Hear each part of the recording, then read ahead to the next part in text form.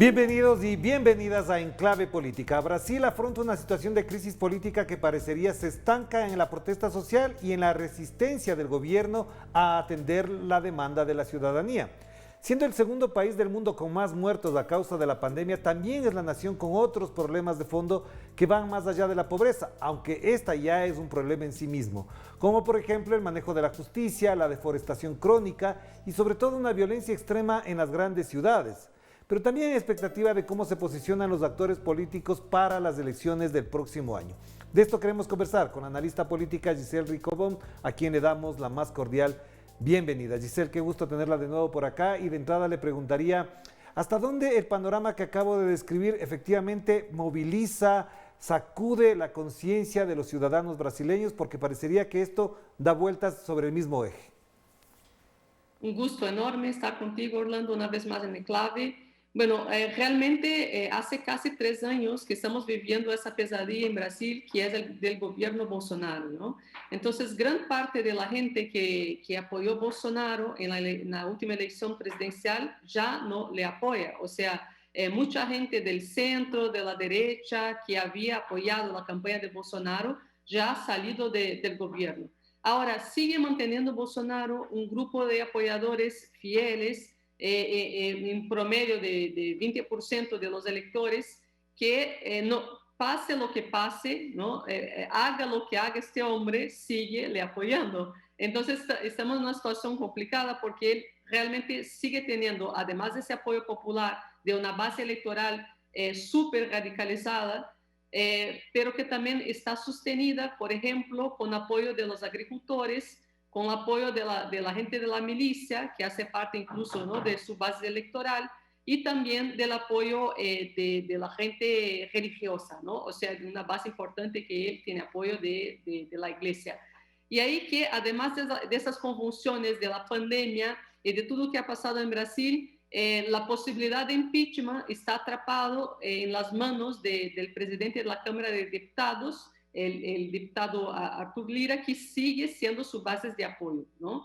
Y así también un parlamento con una grande parte del centro, ¿no?, del centro, que hablamos del centro político, de partidos que hacen parte de una coalición de centro, que no son ni tanto de derecha y tampoco de izquierda, que está teniendo privilegios por ese apoyo al Bolsonaro, privilegios de enmiendas parlamentarias, privilegios de cargos en el propio gobierno Bolsonaro. Y así que él, con toda esa crisis económica, sanitaria, social, sigue se manteniendo ahí en el poder, pase lo que pase, ¿no? Entonces es un escenario muy complicado y muy complejo en Brasil hoy. Claro, y a propósito de eso, además, Gisela, hay un elemento que añade otro argumento a este tema y tiene que ver con la participación del presidente Jair Bolsonaro en la ONU. En su discurso, aparte de ir con una delegación que no estaba vacunada, uno de sus miembros está contagiado de COVID, él ha dicho incluso que los medicamentos no tienen eficacia, que efectivamente lo que hay que hacer es lo que él ha hecho, mantenerse prácticamente en la misma circunstancia de sanitaria. ¿Esto cómo redunda, cómo impacta en la gestión pública de la pandemia, por ejemplo, que también tiene un elemento que es doloroso y va a ser trágico a lo largo de la historia de Brasil? Es el segundo país con más muertos a causa de la pandemia y el presidente parecería que esto le vale poco o no le importa lo suficiente como para conmoverse al menos. Ese es el capítulo de ONU, es un capítulo todo que enseña lo que pasa, enseña al mundo lo que estamos viviendo en Brasil. Este hombre es un mitomaníaco, o sea, lo que habló en ONU es mentira, mentira y más mentira. En relación a la pandemia, dije que era favorable a vacuna, mentira, ¿no? Porque sabemos que él mismo no se ha vacunado, lo que impidió de accesar, por ejemplo, muchos espacios en restaurantes, ¿no? Tuve dificultad en esa agenda oficial en los Estados Unidos, ¿no? También se sabe que él ha retrasado mucho los esfuerzos del Ministerio de la Salud para ayudar gobernadores, fiscales en Brasil para vacunar a la gente, ¿no? Sabemos también que hubieron iniciativas de Pfizer de vender vacunas a Brasil cuando se inició la pandemia, y él ha negado, no contestaba siquiera llamadas y emails de esa empresa, ¿no? Entonces es mentira. Está diciendo que es favorable a la vacuna, es mentira. él es un negacionista del virus. Desde su inicio, desde el inicio de la pandemia, tiene negado la fatalidad del virus como mínimo, ¿no? Y más que eso, ¿no? Él burla de la muerte. Tuvieron situaciones tremendas en que él se burló de la muerte, no solo no se solidarizó con las víctimas de la pandemia, como por ejemplo simuló una persona sin aire, ¿no? O sea, se burla de la muerte. Ese hombre realmente no tiene solidaridad ninguna con la cantidad de muertes que tenemos en Brasil y propone la mentira, porque ayer en el discurso de las Naciones Unidas siguió hablando de un tratamiento precoce que sería un supuesto tratamiento preventivo científicamente ya negado por todo el mundo y que ha victimado a algunas personas, ¿no? Que utilizaron esos medicamentos y que ahora estamos percibiendo, hay noticias de la propia Comisión Parlamentar de Inquérito de la Pandemia, que hay víctimas de ese tratamiento precoce. Y en la ONU refuerza la idea del tratamiento precoce cuando todo el mundo ya ha negado el uso de esos medicamentos, ¿no? Yo creo que él será responsabilizado un día por el tema de la pandemia, porque seguramente si no fuera el gobierno Bolsonaro, el número de muertes en Brasil sería mucho más bajo, ¿no? Seguramente, porque, mira, el propio gobierno, sus últimos ministros de la salud negan las mascarillas, negan la vacuna, y el Queiroga, que estaba en su comitiva oficial, está con COVID, ¿no? O sea, ahora el propio ministro, símbolo de la salud, está sufriendo la consecuencia, los resultados de esa negación a la pandemia. Entonces mentiu del inicio al final en tema de la pandemia, quis culpabilizar a los gobernadores y los fiscales que fueron los únicos que ayudaron a vacunar a la población en Brasil. Dice, pero además, a propósito de la participación de Jair Bolsonaro en el foro de la Organización de las Naciones Unidas, hay un elemento que es muy importante porque parecería, según lo que veo incluso en los reportes que hay de medios de comunicación alternativos de Brasil, el presidente Jair Bolsonaro ha quedado retratado en su condición política porque lo que se ha registrado es una serie de mentiras, incluso hay una tendencia en Twitter el día de ayer en Brasil donde se veía incluso cómo se desnudan las mentiras del señor Jair Bolsonaro frente a la ONU. Pero él ha dicho, aquí vengo a contar las verdades de Brasil. ¿Cuántas verdades le contó al mundo sobre lo que pasa en Brasil? Ninguna. Es la verdad de su idea de Brasil, porque es un hombre mitomaníaco. Yo creo que eso debe quedar muy claro, ¿no? Mentiu en todos los puntos que ha tratado. Imagina Orlando, en tema de medio ambiente, por ejemplo, quis vender la idea de que Brasil está controlando la deforestación de Amazonia, cuando sabemos que todos los órganos de fiscalización fueron fragilizados por el propio Bolsonaro. Cuando sabemos que los indígenas están sufriendo lo peor gobierno de los últimos años en Brasil, que ha pasado incluso con 3 denuncias de Bolsonaro frente a Corte Penal Internacional por lo genocidio que está cometiendo contra los pueblos indígenas, porque ese hombre defiende la agricultura, ese hombre defiende el desmatamiento para poner el gado, ¿no? Para reemplazar la floresta por los intereses del agronegocio, ¿no? Entonces, en tema de medio ambiente, diciendo que el Brasil logró avanzar incluso 10 años de reducción de defloración florestal, es una mentira tremenda. Las pesquisas en serias en Brasil tienen demostrado que agosto, por ejemplo, fue un mes con más defloración ambiental de los últimos 10 años. Y todos los órganos de fiscalización ambiental están destrozados por una política gubernamental del Bolsonaro. El último ministro, Ricardo Salles, está siendo investigado por órganos ambientales por la Fiscalía Federal de Brasil por participación, ¿no? Con esas empresas de deforestación ambiental. O sea, en términos ambiental, solo habló mentiras. En términos de corrupción también, Orlando, porque mira que su familia está siendo investigada por corrupción, no solo actual, pero corrupción mientras estaban en los mandatos de la Cámara de Vereadores, de uno de los hijos y del propio Senado Federal. Hay una denuncia muy seria, incluso que involucra a la ex mujer, la ex esposa de Bolsonaro, que hacía parte de un esquema profundo de corrupción con funcionarios fantasmas. O sea, gente que no trabajaba, pero recibía los sueldos de la Cámara de Diputados, recibía el sueldo y repasaba 90% de los sueldos en especie para los hijos. O sea, el patrimonio de los hijos, ¿no?, de Bolsonaro y de la familia ha crecido muchísimo, lo que no tiene que ver con los sueldos de diputado y mismo de presidente, ¿no? Uno de los hijos acaba de comprar una mansión en Brasilia de casi 6 millones de reales, es mucha plata. Cuando que un funcionario público, ¿no?, logra comprar un patrimonio y tener un patrimonio de ese, ¿no? O sea, dijo que en 3 años, casi 3 años, no hay corrupción en Brasil. Mentira, porque está siendo investigado, la familia está siendo investigada y él teme mucho en no ser reelecto porque sabe que deberá ser arrestado, ¿no? Pronto salga del mandato de presidente, incluso sus hijos, ¿no? Porque ya están siendo investigados. Entonces es mentira tras mentira, ¿no? Ese discurso es un discurso de la vergüenza, una diplomacia de la vergüenza. Todos los periódicos de Brasil están apuntando los equívocos y mentiras de su discurso. Y más, Orlando, yo creo que vamos a hablar un poco más de eso, ¿no? De la imposibilidad que ese hombre sea reelecto en Brasil por todo eso que está pasando. Claro que sí.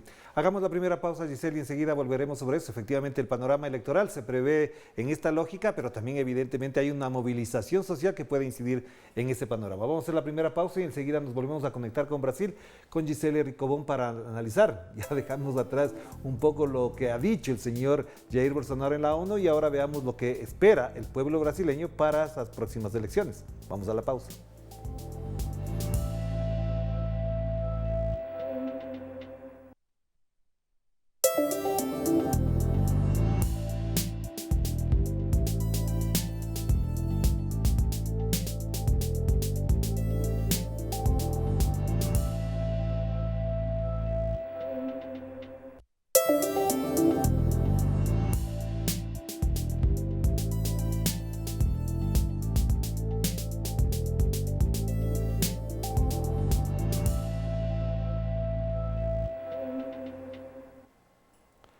Estamos de vuelta aquí en Clave Política a través de Telesur, la señal informativa de América Latina y el Caribe. Nos volvemos a conectar con Brasil. Allá se encuentra Giselle Ricobón, a quien le queremos preguntar. En el contexto político actual hemos visto imágenes de grandes movilizaciones, de protestas, y eso parecería que abona a un debate político más de fondo, pero no vemos, en cambio, en la perspectiva electoral que esos debates sean efectivamente el relato político de los medios, de la clase política. ¿Hasta dónde toda esta movilización social efectivamente está siendo atendida por parte de los actores políticos, de los dirigentes políticos y de los partidos políticos en general? Esta pregunta es muy importante, ¿no? Porque hay dos tipos de manifestaciones en Brasil. Yo creo que eso debe quedar claro, ¿no? El 7 de septiembre, que fue el Día de la Independencia, fue promovido actos favorables al gobierno Bolsonaro que fueron incentivados por él mismo, ¿no? O sea, hubo una campaña de más de 2 meses preparando ese acto del 7 de septiembre, pero fue un acto que decía que ¿qué solicitaba ese acto? Dictadura militar, o sea, fue un acto que, donde la población estaba presionando por cerrar la Corte Constitucional, por arrestar ministros, ¿no? O sea, contrario a la democracia. Y el propio Bolsonaro estuvo en 2 de esos actos, uno en Brasilia y otro en São Paulo, diciendo contra, ¿no?, las instituciones, ¿no? O sea, hablando contra la democracia, haciendo amenazas directas, por ejemplo, a la Corte Constitucional. El segundo acto es de la gente que es contraria al gobierno, que es mucha gente, de verdad, pero claro, estamos en un contexto de la pandemia, que también una gente que es más, tiene más claridad sobre los riesgos de la pandemia, que sabe que es difícil, ¿no?, hacer actos contra Bolsonaro en ese contexto, y por eso ese año, poco a poco, esas manifestaciones de oposición al gobierno Bolsonaro, cuando se avanzaba la vacunación, también fue avanzando, ¿no? Fue aumentando. Entonces, hay instrumentalización de una supuesta popularidad del presidente que es muy baja comparado, por ejemplo, con las encuestas. O sea, él hace parecer que es mucha gente favorable, pero en el propio discurso de la ONU habló que salieron en la calle millones de personas, cuando no es verdad. No llegaron a 150.000 personas por los cálculos oficiales. O sea, es un barullo, o sea, es un estrondo que no es verdadero, porque las últimas encuestas en Brasil que salieron más de 60% de personas dijeron que no votarían Bolsonaro de forma alguna, ¿no? Más de 60% de personas entrevistadas, ¿no? Una pesquisa de Datafolha, por ejemplo, Orlando enseñó que 59% de personas no votarían Bolsonaro para nada, o sea, en ninguna hipótesis. Entonces tenemos esa convulsión social en un sentido, ¿no? De gente que, sigo diciendo, que es su base electoral, que está instrumentalizada, pero que también quedó enojada por los hechos de 7 de septiembre, porque el día siguiente de los actos Bolsonaro se retrata, ¿no? Se retrata con una carta oficial que no fue redigida por él, ¿no? Se retrata diciendo que respecta a la Corte Constitucional, que respecta a las instituciones, y lo hice porque no tiene condiciones de dar ningún golpe de Estado, de cerrar las instituciones de Brasil. Este hombre está fragilizado e enfraquecido.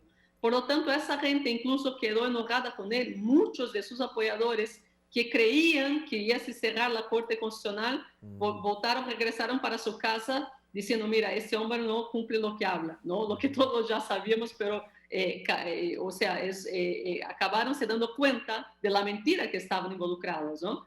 Ahora, hay otra parte de la oposición que está se manifestando fuertemente, de instituciones que están reaccionando fuertemente al gobierno Bolsonaro, pero que quedan atrapados en una situación normativa que es en el presidente de la Cámara de Diputados, que es la única persona que puede abrir el proceso de impeachment contra Bolsonaro. Y ese hombre, no por acaso, es un hombre bolsonarista, favorable al presidente. Tiene en sus manos más de 130 pedidos de impeachment que no abre, no hace la abertura, ¿no?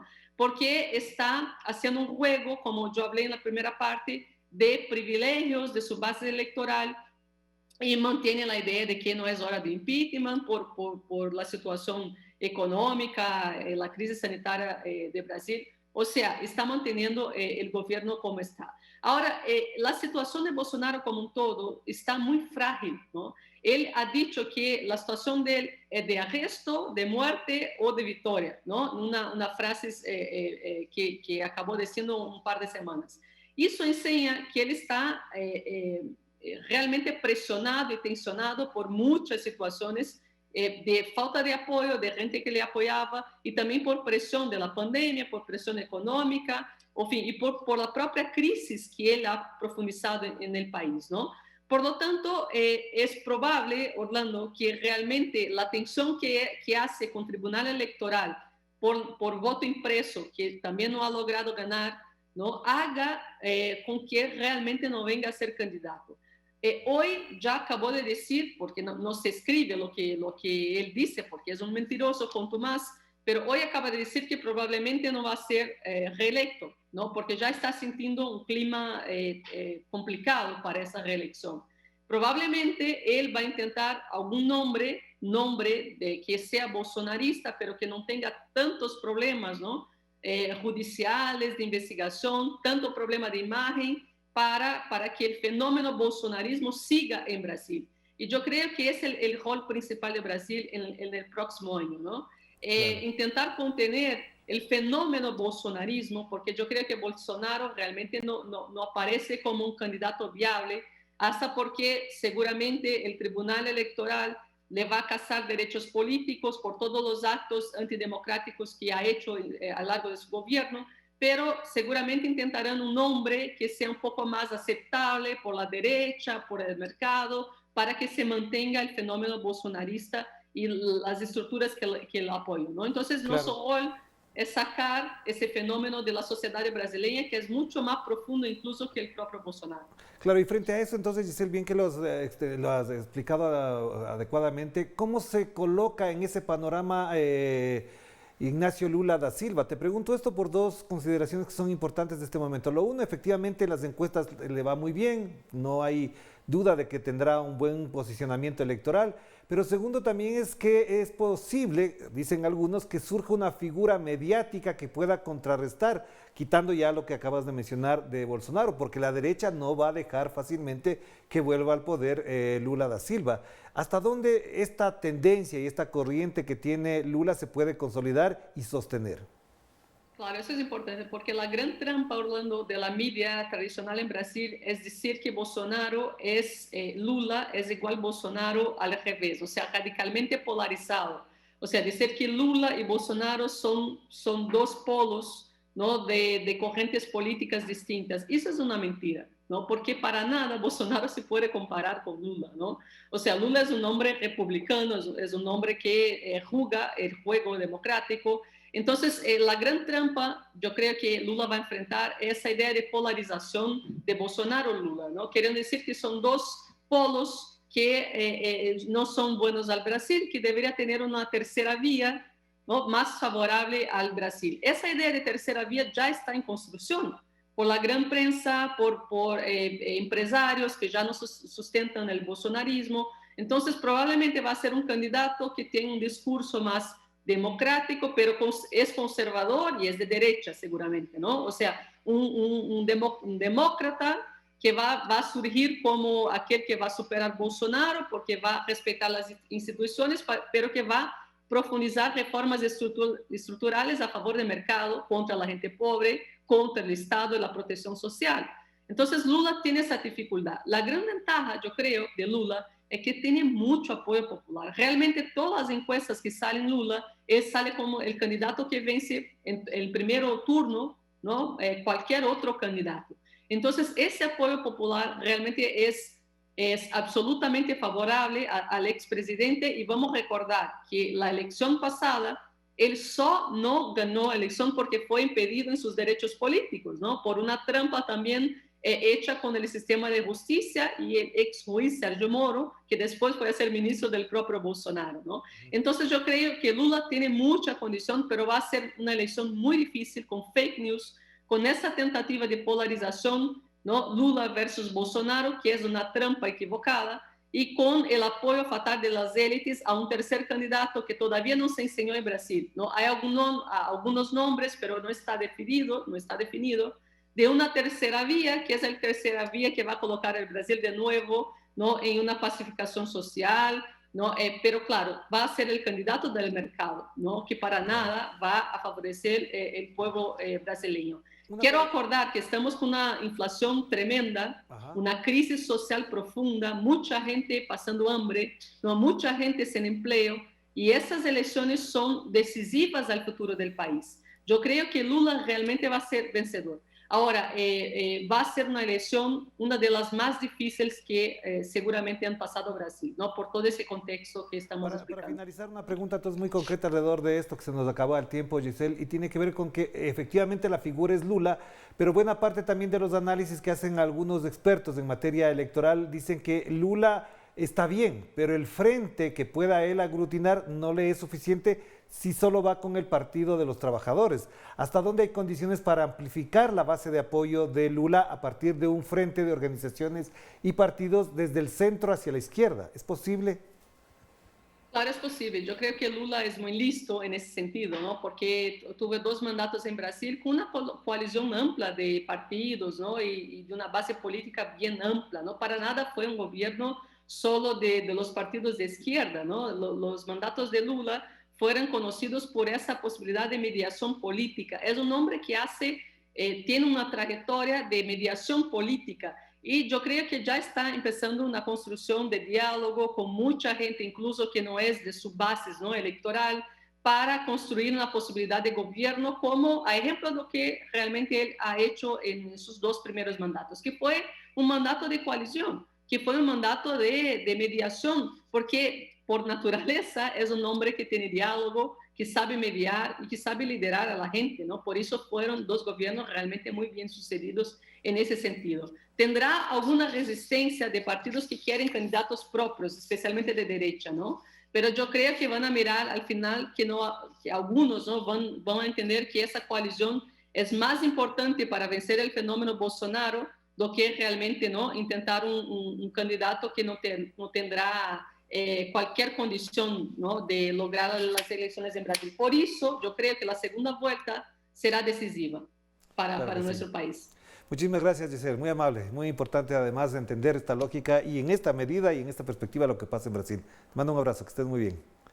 Un abrazo grande, Orlando. Gracias a Giselle Ricobón a propósito de lo que pasa en Brasil, que además, como dicen algunos analistas desde allá, da vergüenza escuchar a un presidente hablando ante el Foro de las Naciones Unidas con tantas mentiras, pero bueno, la historia sabrá colocarlo en el lugar adecuado al señor Jair Bolsonaro.